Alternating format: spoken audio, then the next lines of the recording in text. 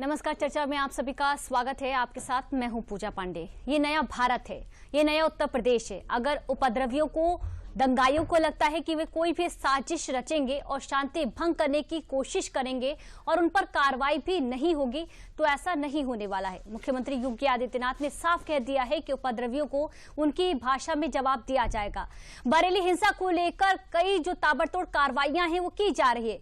ये सोचिए, इसके तार बरेली से लेकर कहां-कहां तक जुड़े हुए नजर आ रहे हैं। हिंसा का दूसरा मास्टरमाइंड नदीम भी गिरफ्तार हो चुका है, जिसका इस हिंसा में बड़ा अहम और किरदार जो रोल है वो नजर आया। अब उससे पूछताछ होगी। तौकीर पहले ही गिरफ्तार है। तौकीर के करीबियों के अवैध निर्माण सील किए जा रहे, वह प्रशासन के आगे गिड़गिड़ा रहे, लेकिन नहीं, जब इन्हीं करीबियों ने तौकीर को पनाह दी और उसे अपने घर में ठहरने दिया, तो ऐसे में कार्रवाई से ये क्यों डर रहे, बड़ा सवाल है। बरेली हिंसा में कई सवाल है कि हिंसा में कई असलहे, हथियार कहां से आए, पुलिस वालों पर किसने फायरिंग की, ये जो हिंसा हुई है उसकी हकीकत क्या है, कार्रवाई कितनी जरूरी है, उसके बाद किस तरह से जो और भी यहाँ पर जो कार्रवाई, जो एक्शन है वो लेने की जरूरत है।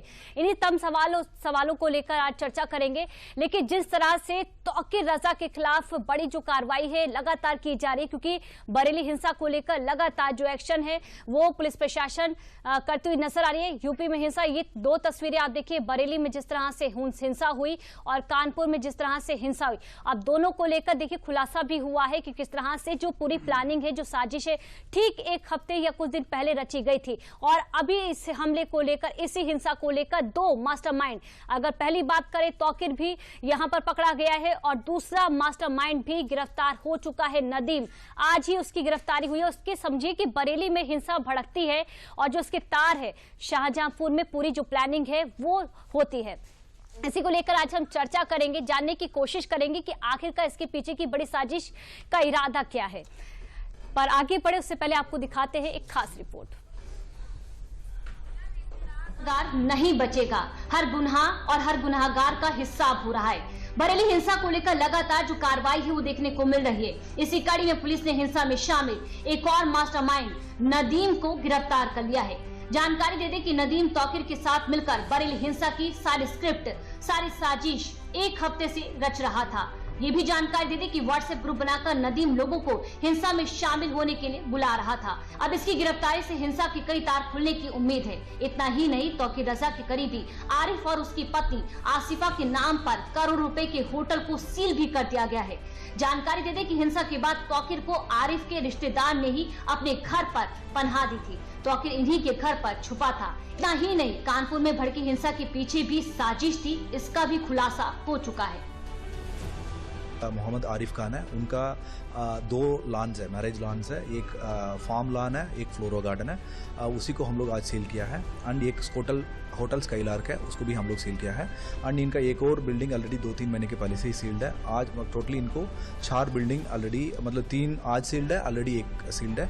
इसके अलावा अन्य जो भी आरोपी है उन लोग को भी हम लोग डिटेल स्टडी कर रहा है। उन लोग को प्रॉपर्टीज है जो वट एवर इनको वायलेशन है उसी के लेकर हम लोग स्टडी कर रहा है। एंड जो भी बरेली का जो पीस को डिस्टर्ब करने वाला है, लॉ एंड ऑर्डर को वायलेशन तोड़ने वाला है, इन लोगों के खिलाफ सख्त और कठोर कार्रवाई करेंगे। त्योहारों में प्रदेश की शांति को भंग करने की बड़ी कोशिश, बड़ी साजिश की गई। कानपुर, बरेली, महाराजगंज, लखनऊ समेत कई जगहों पर मोहम्मद के नाम पोस्टर निकाले गए। इतना ही नहीं, ये तस्वीरें दूसरे राज्य महाराष्ट्र, कर्नाटक, गुजरात में भी देखने को मिली। प्रदेश का सौहार्द बिगाड़ने वालों को लेकर सीएम योगी ने कड़ी चेतावनी भी थी। कुछ लोग रहते भारत में है, लेकिन गजवाए हिंद का नारा लेकर के भारत के अंदर राष्ट्र विरोधी गतिविधियों को बढ़ावा देने का कुत्सित कार्य कर रहे हैं। गजवाए हिंद हिंदुस्तान की धरती पर नहीं होगा। देर सवेर झांगुर जैसे हाल तो उनके भी होने ही हैं। एक तरफ सरकार उपद्रवियों पर दंडात्मक कार्रवाई कर रही, तो दूसरी तरफ इस पर सियासत की आड़ में बयानबाजी भी की जा रही है। कांग्रेस हिंसा को बीजेपी की मिलीभगत कह रही है, तो अखिलेश ने बिना नाम लिए कहा कि सरकारें लाठीचार्ज से नहीं, सौहार्द सद्भाव से चलती है। लेकिन सवाल है कि जो कोई भी सौहार्द बिगाड़े तो ऐसे उपद्रवियों का इलाज क्या होगा? क्या इन पर कार्रवाई होना भी गलत है? तो इसी मुद्दे को लेकर आज हम चर्चा करें। खास पैनल भी हमारे साथ मौजूद है, खास मेहमान हमारे साथ जुड़ चुके स्टूडियो में। उन सभी से आपका परिचय करवा देते हैं। हमारे साथ भारतीय जनता पार्टी के प्रवक्ता हैं विनीत शुक्ला जी, नेता हैं, और हमारे साथ मौलाना शबाहत जी भी हैं, और हमारे साथ नावेद शिको वरिष्ठ पत्रकार भी हैं। आप तीनों का ही बहुत बहुत शुक्रिया, स्वागत है। सबसे पहला सवाल मौलाना शबाहत जी आपसे, जिस तरह से बड़ी कार्रवाई की जा रही है बरेली हिंसा को लेकर, आप इसे कैसे देख रहे हैं? और इस साजिश का जिस तरह से एक करके जो खुलासा है वो हो रहा है, इसे भी आप कैसे देख रहे हैं? देखिए, मुल्क में जहां पर अमन व अमान बिगाड़ा जा रहा हो, कोई भी फिरका हो, कोई भी मजहब हो, कोई भी इंसान हो, अगर अमन अमान दरहम बरहम किया जा रहा है तो बहरहाल कार्रवाई होना चाहिए।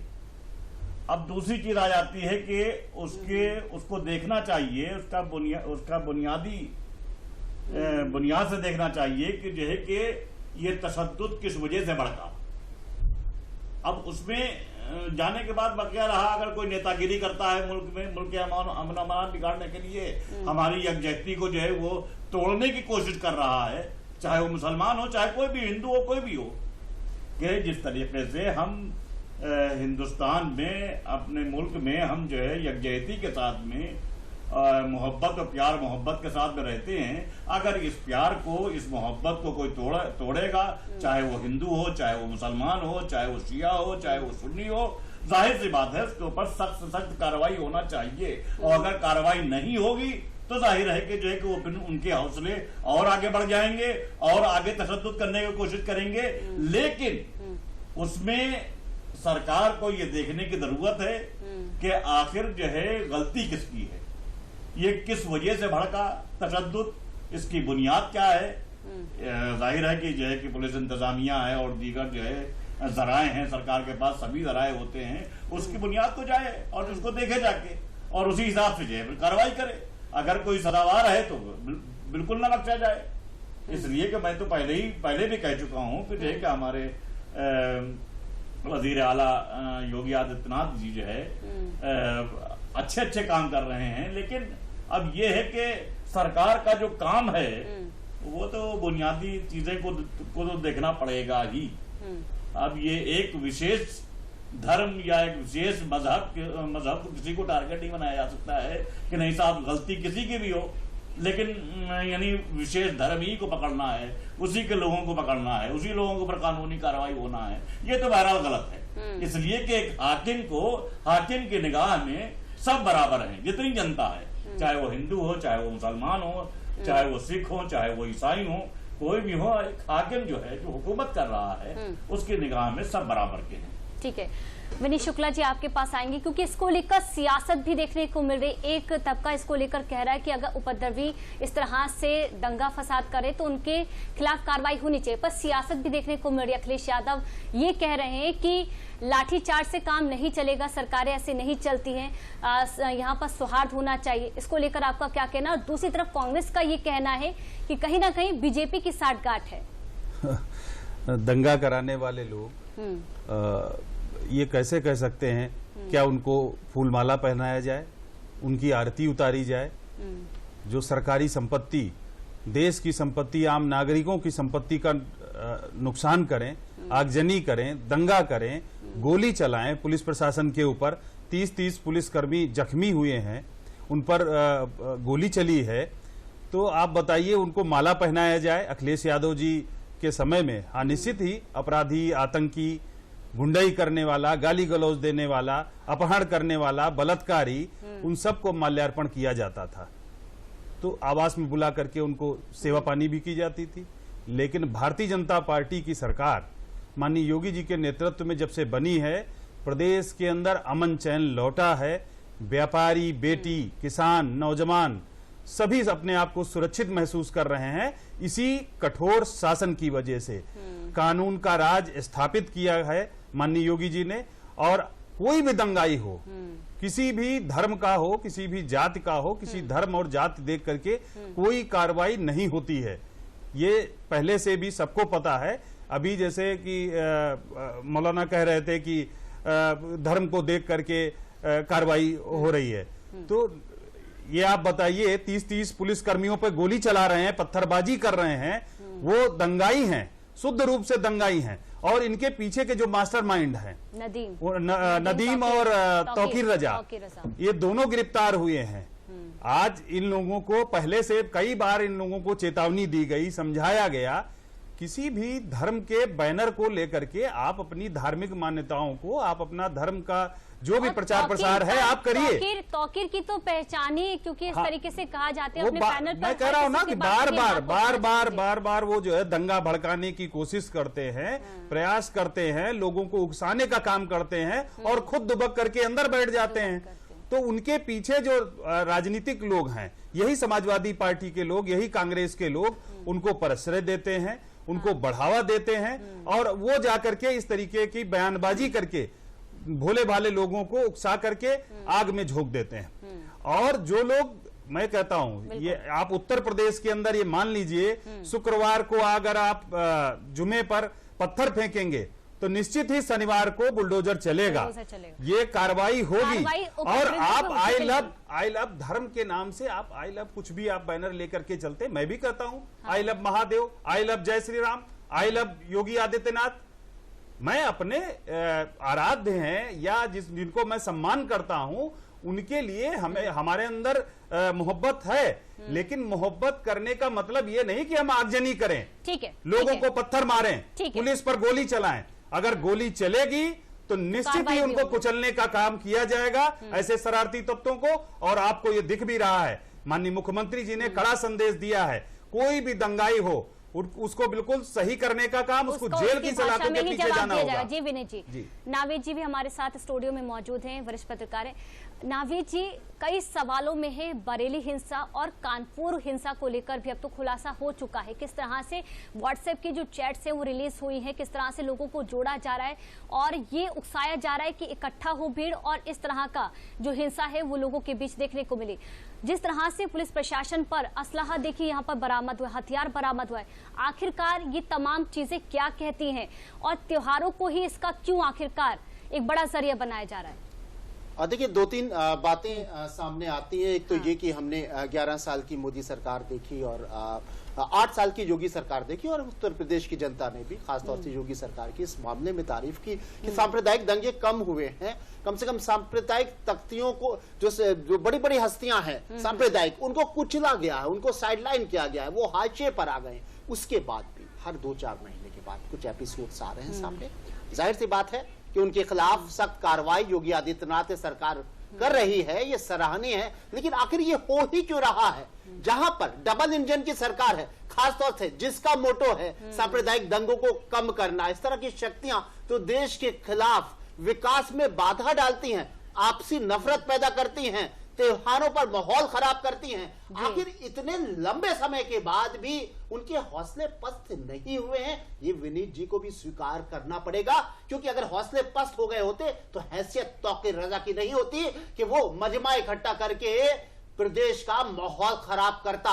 एक बात मैं बता दूं, इसके पीछे कहीं ना कोई पॉलिटिकल मंशा जरूर है, और इस पॉलिटिकल मंशा के पीछे चाहे कोई भी हो, कोई भी, आप भारतीय जनता पार्टी या विपक्ष का कोई भी ताकत हो सकती है, मैं मान लेता हूं। चलिए, अगर वो समाजवादी पार्टी की ताकतें हैं जो सांप्रदायिक दंगा कराना चाहती हैं, या भारतीय जनता पार्टी की हैं, या कुछ कट्टरपंथी मुस्लिम समुदाय के लोग हैं या हिंदू समुदाय के लोग हैं, लेकिन एक बात को स्वीकार करना पड़ेगा सबको, इसका फायदा सरकार को तो नुकसान होता है, समाज को नुकसान होता है, हिंदू मुसलमानों को सांप्रदायिक दंगे में नुकसान होता है, लेकिन फायदा तो भारतीय जनता पार्टी को ही होता है। इस बात को तो सबको स्वीकार करना पड़ेगा कि जब हिंदू मुसलमान दंगे होते हैं, ध्रुवीकरण होता है, 80 और 20 अलग अलग हो जाते हैं, तो पूरा फायदा भारतीय जनता पार्टी को होता है। जो भी लोग हैं, हो सकता है विदेशी ताकतें हो, कट्टर मुस्लिम वो हस्तियां हो जो इस भारत को कमजोर करने की कोशिश कर रही हो, लेकिन सियासी फायदा किसको होता है, इसको सब स्वीकार करते हैं,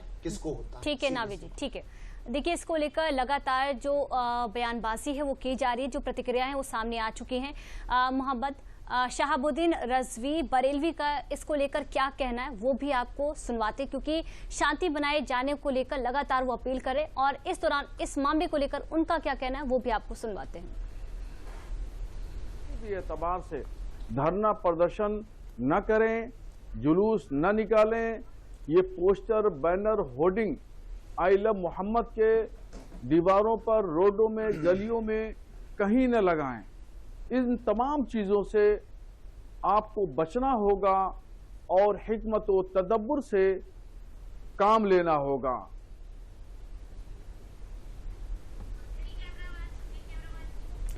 तो देखिए लगातार इसको लेकर जो प्रतिक्रियाएं वो सामने आ रही है।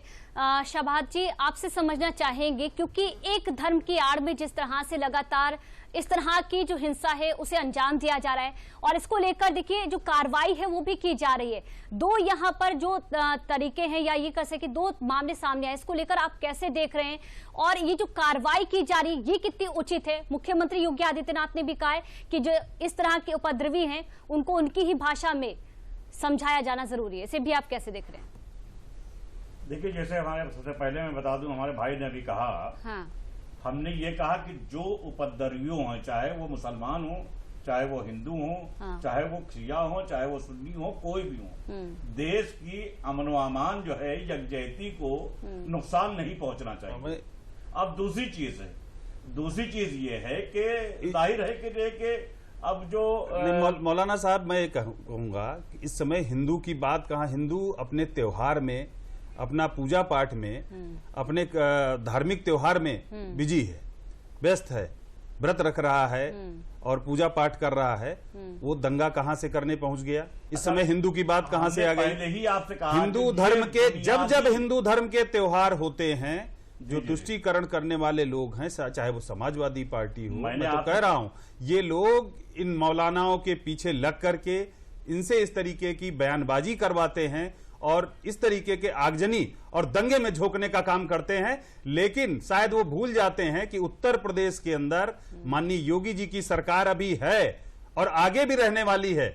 उनका कोई भविष्य नहीं है 2047 तक, लेकिन फिर भी वो आग लगाने की कोशिश करते हैं। उसका खामियाजा वो लोग भुगतेंगे और भुगतना पड़ेगा।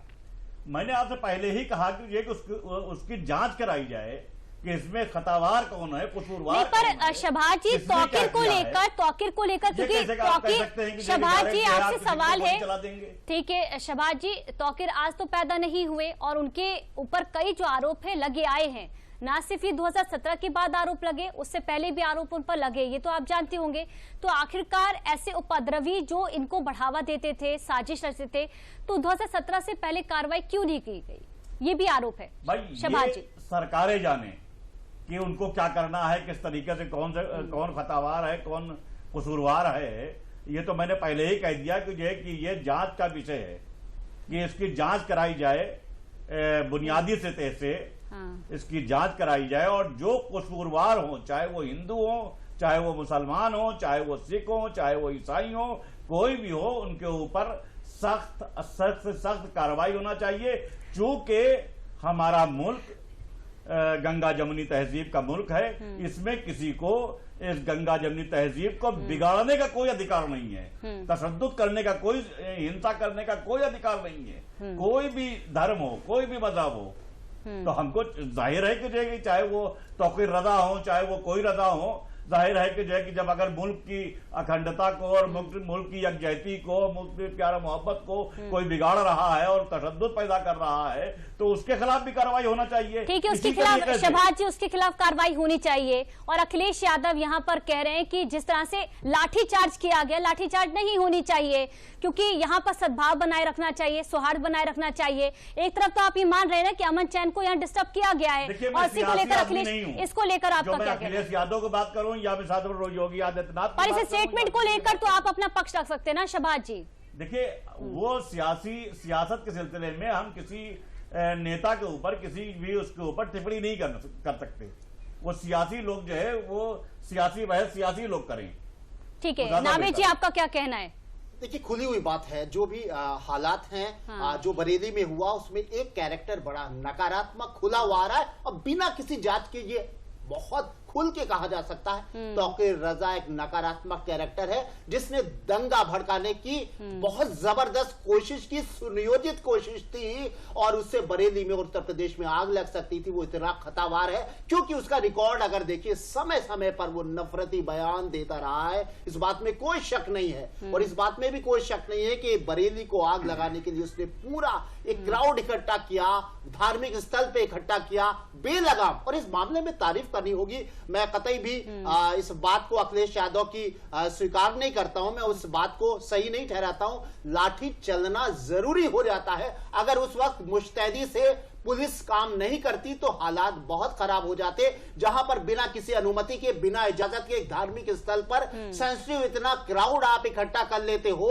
वहां पर पुलिस ने बहुत ही उचित कार्रवाई की और तौकीर रजा का गिरफ्तार होना भी जरूरी था। लेकिन देखना इस बात को होगा कि आखिर वो किसके इशारों पे नाच रहा है। तौकीर रजा इस सियासी माहौल किसके पक्ष में पैदा करने की कोशिश कर रहा है, इसको टेक्निकली समझना होगा। समझदार आदमी सब समझते हैं। ठीक है नावी जी। विनीत जी, क्या बड़ी जो प्लानिंग है, जो इसके तार है वो ना सिर्फ यहाँ पर, क्योंकि देखिए आप शहर दर शहर जो इसके तार हैं वो जुड़ते हुए नजर आ रहे हैं, ये भी कहा जा रहा है कि राज्य दर राज्य भी इसके तार हो सकते हैं। क्या एक बड़ी जो साजिश है ना सिर्फ राष्ट्रीय स्तर पर, अंतर्राष्ट्रीय स्तर पर भी हो सकती है इसको लेकर?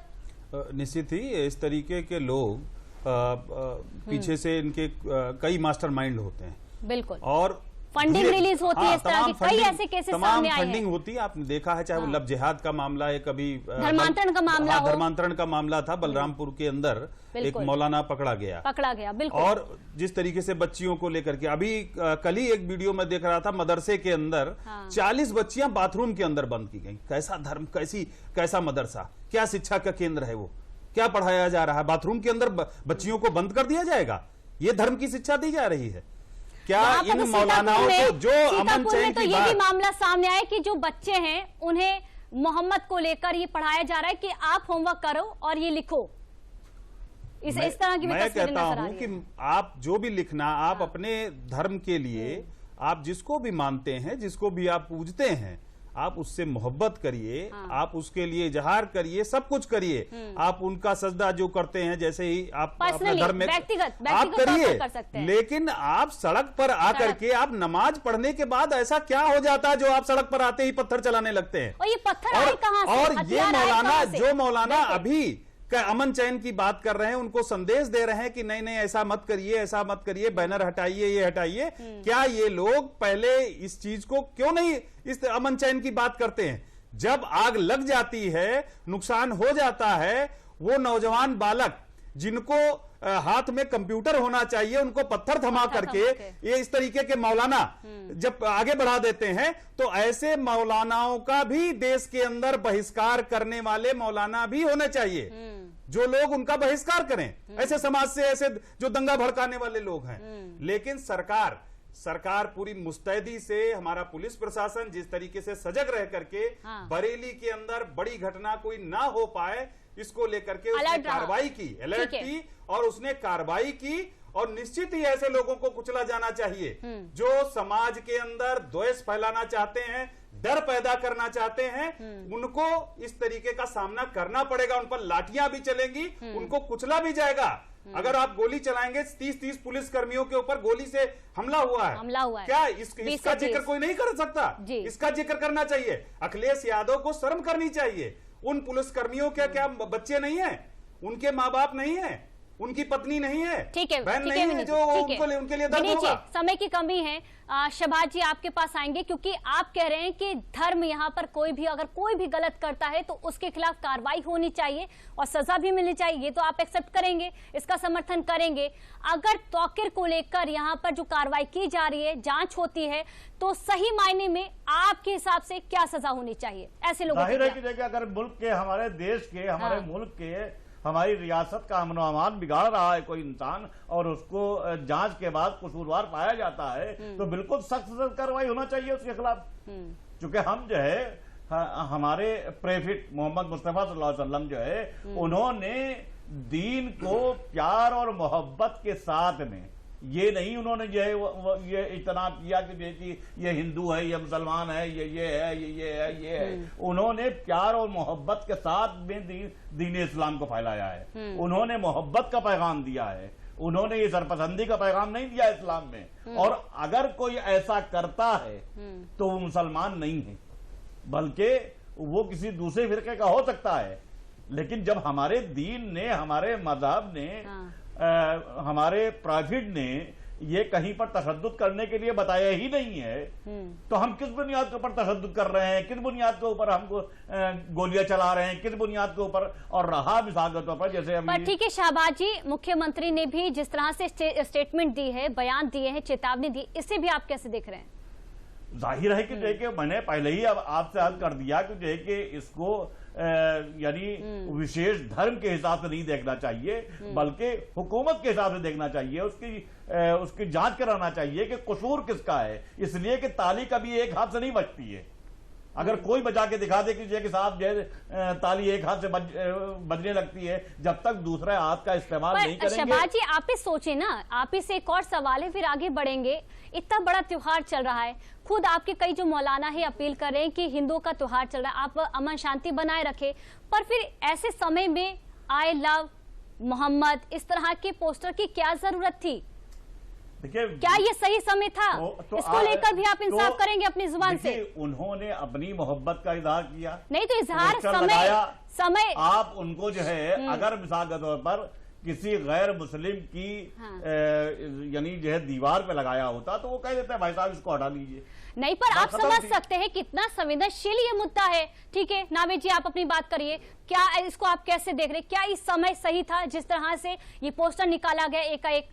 नहीं, आई लव मोहम्मद कहने में कोई भी एतराज नहीं, ऑब्जेक्शनेबल कतई नहीं है, इसका सब स्वीकार करते हैं। हिंदू समुदाय भी इस बात को स्वीकार करता है कि अपने अपने भगवान, अपने अपने आराध्य का नाम ले सकते हैं। हाँ, ये जरूर है कि हम कहीं पर क्राउड, कुछ अच्छी बात कहते हुए भी क्राउड इकट्ठा कर लेंगे, ट्रैफिक जाम होगा, तमाम परेशानियां होगी, ये ऑब्जेक्शनेबल है। लेकिन आई लव मोहम्मद कतई भी ऑब्जेक्शनेबल नहीं है, बल्कि ये एक पीस से जुड़ा हुआ मामला है। मैं मुख्य बात ये करना चाहता हूं कि योगी आदित्यनाथ जी का जो स्टैंड है दंगों को लेकर, मुझे लगता है कि हिंदू समुदाय से ज्यादा ये मुस्लिम समुदाय की सेफ्टी के लिए है, क्योंकि जब दंगा होता है और 80-20 के बीच लड़ाई होती है तो नुकसान 20%। तो मैं तो इस बात को, योगी आदित्यनाथ की जो सख्त कदम है, इसको आप बड़ा स्वागत करता हूं। मैं समझता हूं कि ये माइनॉरिटी के लिए ये बहुत ही सुरक्षा के कदम है। जितना सख्त कार्रवाई होगी दंगाइयों के खिलाफ, उतनी सबसे ज्यादा सुरक्षित अल्पसंख्यक समुदाय होगा।